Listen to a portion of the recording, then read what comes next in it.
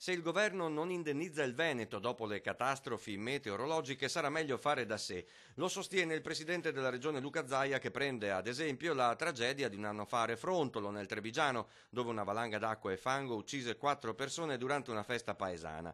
La regione ha investito lì 4 milioni per il ripristino ambientale, ma non è sicura di averli indietro dallo Stato, perciò sta pensando a una tassa mirata all'obiettivo specifico. 7 centesimi e mezzo massimo per litro di gasolio, non benzina, e direi che sarebbe una sconfitta, anche perché un territorio che paga 21 miliardi di tasse all'anno a Roma e le lascia lì si merita di avere indennizi da Roma.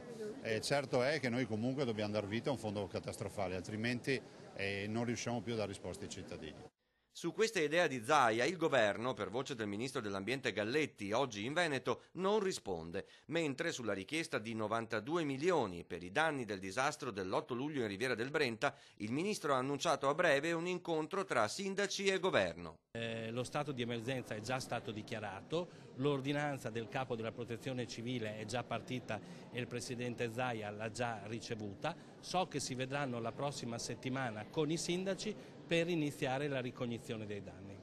Vedremo quindi in futuro a quanto ammonterà l'indennizzo dello Stato ai cittadini di Dolo, Pianiga e Mira. Invece, sul lungo termine e la lotta al dissesto idrogeologico, il governo ha già stanziato somme importanti che saranno destinate anche al Veneto.